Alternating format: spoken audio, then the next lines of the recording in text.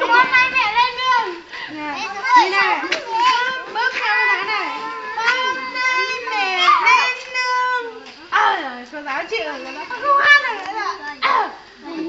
Hát đi, bạn Xuân hát đi, để cô giáo dạy bước. Nhìn chân cô giáo này.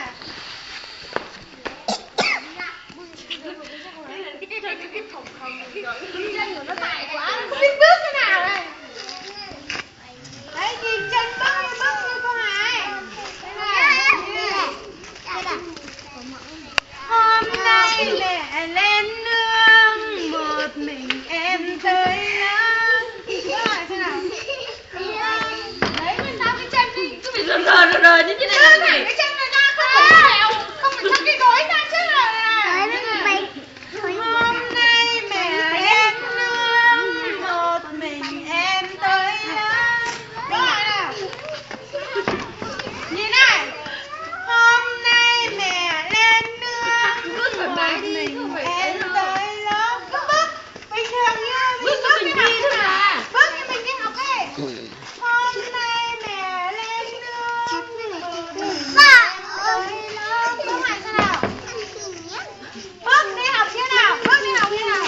Đi như bình thường thế này thôi mà. Mình nhún một cái thôi. Bước như bình thường thôi mà.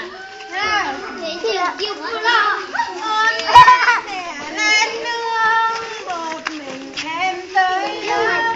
Bước lại xem nào. Hôm nay mẹ Cậu này bước lại.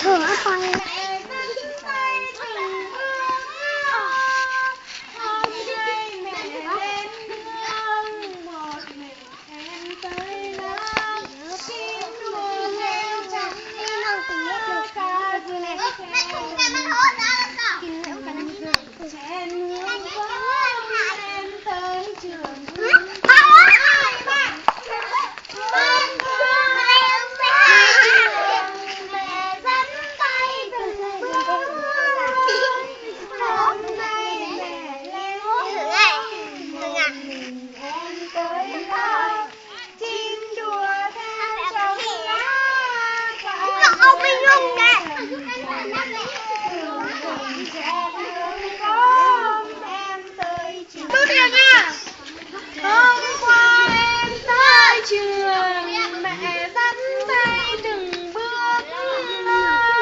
Hôm nay mẹ lên nương, một mình em tới lớp. Chim đùa theo trong lá, ca dưới khe thầm thầm. Hương rừng chen hương phố, em tới trường hương theo. Bạn Minh bước theo cô giáo nào. Hôm qua em tới trường, mẹ dắt tay từng bước. Bạn Phương này. Bạn Phương. Cô giáo hát thì mình cũng phải bước theo luôn, nhớ chưa? Bước lại từ bạn Minh này. Hôm qua em tới trường, mẹ dắt tay từng bước.